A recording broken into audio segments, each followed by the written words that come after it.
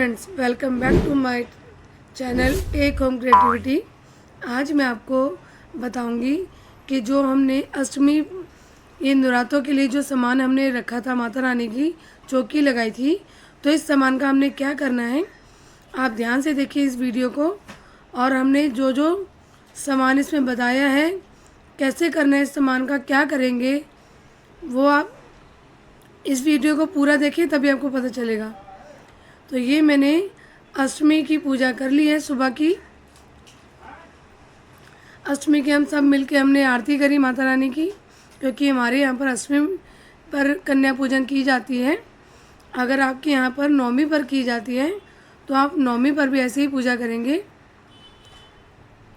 और कईयों के यहाँ पे ये जो जोत है माता रानी की अष्टमी तक जलाते हैं, लेकिन नहीं, ये जोत जो है माता रानी की हमारे को पूरे 9 दिन, मतलब 9 माताएं होती हैं, 9 देवी हैं, तो उनके 9 दिन की जोत हमें पूरे टाइम जलानी चाहिए, चाहे आपके यहाँ पे अष्टमी हो या नौमी हो।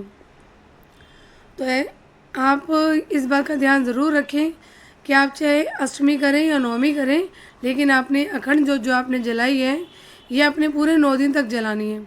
इसमें आप तेल बढ़ा दें और नौमी तक जलाएं। तो अब मैं आपको बता देती हूँ 1 बाय 1 करके कि हम कैसे कैसे क्या क्या करेंगे। तो ये मेरे लड्डू जी बैठे हुए हैं यहाँ पे। तो हमने यहाँ पर करी है पूजा बहुत ही प्रेम प्यार से, बच्चों ने, सब ने। ये देखिए खेतरी मेरी माता रानी कितने अच्छे दर्शन दिए, ये आप देख सकते हैं। तो चलिए मैं आपको बता देती हूँ आप क्या करें। ये है नारियल। सबसे पहले हमने नारियल लेना है।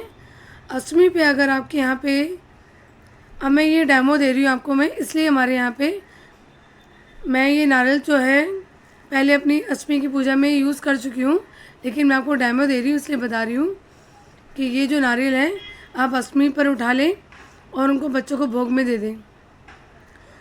हमारे यहाँ तो ऐसे ही करते हैं। और जो ये खेतरी है इसको आपने मंदिर में दे दें, प्रवाह कर दें। कई लोग तो जल में प्रवाह कर देते हैं, लेकिन मेरा मानना ये है कि हम जल दूषित ना करें, वातावरण प्रदूषण होता है ये। तो हम इसे अपने जहाँ पे पौधे रखे ना वहाँ पर रख दूँगी, और इसको जब तक रखूँगी जब तक जो इनकी खेतरी है इनको पानी देती रहूँगी, और जब ये सूख जाएगी तो इनको निकाल के मैं ज़मीन में डाल दूँगी, तो इनकी खाद बन जाएगी। और ये जो चावल हैं ये सारे चावल मैं इकट्ठे कर लूँगी एक ही जगह पे। अगर आपके चावल ही सही हैं, ख़राब नहीं हुए हैं, तो आप इनमें अपने चावल और मिला के किसी भी गरीब को दान में दे सकते हैं। लेकिन मैं किसी को नहीं देती हूँ, क्योंकि कोई दाना ख़राब हो जाता है, कुछ है तो तो अच्छा नहीं लगता कुछ भी ऐसे ख़राब चीज़ें किसी को देना। देने का मन है तो ऐसे साफ़ लेके रख दो, लेकिन मैं ख़राब चीज़ें मिक्स करके नहीं देती हूँ। तो सब चीज़ें मैं ये ज़मीन में ही, मतलब गाड़ देंगे, ज़मीन के अंदर ही इनको खाद बन जाती है इन सब की। ये जितने भी फूल पत्ते हैं सारे हम ले लेंगे। ये देखो ये मटकी के नीचे भी लगे होते हैं, तो सारे चावल ख़राब हो जाते हैं, क्योंकि मटकी जो होती है मिट्टी की होती है, धातु की हो तो ख़राब नहीं होती है, लेकिन मिट्टी की है ना, तो उसका सारा पानी। अब ये जो सामान है हमने मटकी में से निकाला है, ये तुलसी वगैरह, ये जो हल्दी है इसको आप सुखा के दोबारा से यूज़ कर सकते हैं, नहीं तो सब्जी में यूज़ कर लें। ये जो सुपारी इसको आप सुखा के दोबारा पूजा में यूज़ कर सकते हैं। और जो सिक्का आप ये खुद रख लें। बाकी सब सामान में सब इसी पत्तों के साथ ही डाल दूँगी। ये सिक्का हम अपने पास रख लेंगे। और ये जो जल है इसको, ये बहुत ही पवित्र जल होता है, इसको अपने पूरे घर में छिड़क दें। और ये जो कलश है इसको आप दोबारा से यूज़ कर सकते हैं, ऐसा नहीं कि आपको नया ही यूज़ करना है। तो ये जो प्लेट में मेरे अष्टकमल दल था, ये सारे चावल में मैं इकट्ठे कर लूँगी। इन सब बर्तनों को इकट्ठा करते जाएंगे, मैं एक साथ ही वॉश कर लूँगी मैं। अब ये जो प्रसाद है माता रानी का भोग का, ये सब हमने उसी टाइम उठा लो। और ये जो जल है ये भी आप खुद ले लें। और ये माता रानी के जो फूल माले ये सब हम उतार लेंगे। ये सब फूल पत्ते सब इकट्ठे कर लेंगे। और ये जो पैसे हैं माता रानी के, ये मैं माता रानी की गुल्लक में डाल दूँगी, मंदिर वाली गुल्लक में। जब भी कोई मंदिर का सामान लाना होता है, कुछ लाना होता है, तो मैं इसी से ले आती हूँ। ये भी प्रसाद है, ये भी आप अपने बच्चों को दे दें, खुद खा लें, कुछ ऐसा नहीं है। ये मिल बांट के आप सब खा सकते हैं प्रसाद। इसके बाद मैं माता रानी की ये जो मैंने चूड़ियाँ चढ़ाई थी, सुहागी का सामान, इन सबको मैं चाहे तो आप कंजका में जो लड़कियाँ आती हैं उनको भी दे सकते हैं, नहीं तो आप ये खुद भी यूज़ कर सकते हैं, नहीं तो आप जिनको प्रसाद दें उनको भी प्रसाद के रूप में दे सकते हैं। ये माता रानी का प्रसाद है, आप ये खुद भी यूज़ कर सकते हैं। और फिर ये जो हम रोज़ 11 करते हैं हवन, इसको भी मैं इसी में डाल दूँगी। ये ढक्कन मेरा क्रैक हो गया था, तो ये भी मैं इसमें डाल दूँगी। तो ये सारी जो भी जोतें वगैरह सबको मैं एक साथ इकट्ठा कर लूँगी। और जो भी हमने ये जोत कई सब हम इसको हटा लेंगे। और जो भी हमने रोज़ 11 करी है, रोज़ फूल चढ़ाए हैं, इन सबको मैंने इस थैली में इकट्ठा कर लिया था। और ये जो जल है ये हम सूर्यदेव को चढ़ा देंगे। आपने कोई भी पूजा के सामान को इधर उधर नहीं फेंकना, पैरों में नहीं फेंकना, क्योंकि बहुत ही पवित्र होता है ये सामान। तो आपने इसको फेंकना नहीं है, सबको एक जगह पे इकट्ठा करके ज़मीन में गड्ढा करके उसमें डाल दें, उसमें दबा दें, क्योंकि ये खाद बन जाएगी। फिर ये जिनोई वगैरह भी सब, ये कच्चा सूत होता है, ये सब इसको मैं डाल दूँगी। सब फूल पत्ते अच्छे से उतार के सब भगवानों को नहला के साफ़ सुथरे कपड़े पहना के फिर मैं इनको मंदिर में बिठाऊंगी नए आसन पे।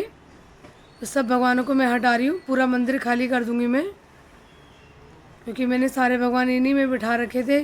कई होते हैं अलग से चौकी लगाते हैं, लेकिन मैंने माता रानी को यहाँ बिठाया मंदिर में, और अपने लड्डू गोपाल को साथ में बिठा दिया था अलग से, क्योंकि इनकी सेवा अलग होती है, उनकी सेवा अलग होती है, तो दोनों की सेवा में कोई प्रॉब्लम ना हो।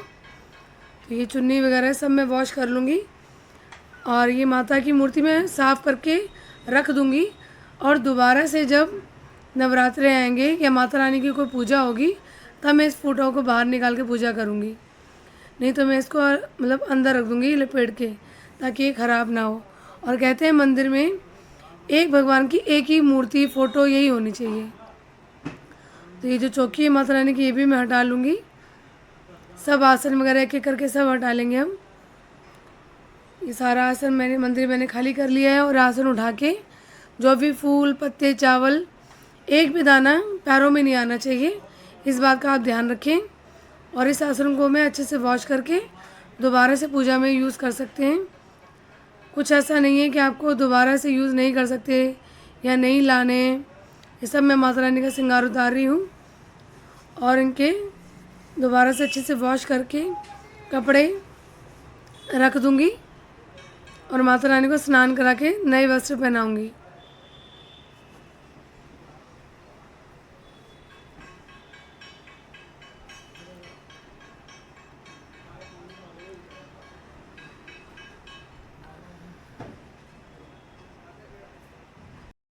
ये देखिए सारा सामान मैंने इकट्ठा कर लिया थैली में। ये देखिए ये मेरे पहले का है। सब सामान इकट्ठा करके मैं गड्ढे में गाड़ के दूँगी इन सबको। ये सब का खाद बन जाएगा और पैरों में भी नहीं आएगा। ये मैंने साफ़ मंदिर करके साफ़ आसन बिछा लिया है। और सर्वप्रथम मैं अपने गणेश भगवान जी को यहाँ विराजमान करूँगी। ये मेरी लक्ष्मी माता। और जैसे हमने पहले अपने मंदिर में जैसे जैसे सब भगवानों को जगह दे रखी थी जिस जगह पे, वैसे मैं अपने सब भगवानों को बिठा लूँगी वन बाय वन करके। तो ये मेरी माता रानी स्नान करके आ चुकी हैं। इनको मैं पहुँच के अच्छे से माता रानी का लहंगा पहनाऊँगी, साफ़ और सुथरा। ज़रूरी नहीं आपको नया लाना है, बस उनके आप कपड़े वॉश करके पहनाएं। गंदे मैले कपड़े दोबारा ना पहनाएं किसी भी भगवान को। लड्डू गोपाल जी हो गई, माता हो गई, जिसकी भी आप सेवा करते हैं, जो मूर्ति है उनको स्नान कराना ज़रूरी होता है। ये बात का ज़रूर ध्यान रखें। तो उनको स्नान करा के आप साफ़ कपड़े ज़रूर पहनाएं, मैले कपड़े या पहने हुए कपड़े दोबारा ना पहनाएं। ये देखिए मैं माता रानी को साफ धुला हुआ लहंगा पहना रही हूँ पिंक कलर का। तो मेरी माता रानी भी मैंने यहाँ विराजमान करा दी हैं चुन्नी उड़ा के उनको। और ये मेरे बड़े वाले केशव बाबू लड्डू जी, ये मैं यहाँ बिठा रही हूँ। इनकी साइड में जगह है, ये इनको मैंने यहाँ बिठा दिया है। और मेरे छोटे वाले ये लड्डू जी हैं छोटे वाले, इनको मैंने यहाँ सामने बिठा दिया है। ऐसे सब भगवानों को आप वन बाय वन करके अपनी जगह पे वैसे वैसे विराजमान करवा दें। और ये इनकी गाय माता, ये तो बहुत ज़रूरी होती है इनके पास बिठानी। और मैंने सब भगवानों को बिठा दिया है, सब भगवानों को माला पहना दी है। माला वगैरह भी सब मैंने वॉश कर ली थी।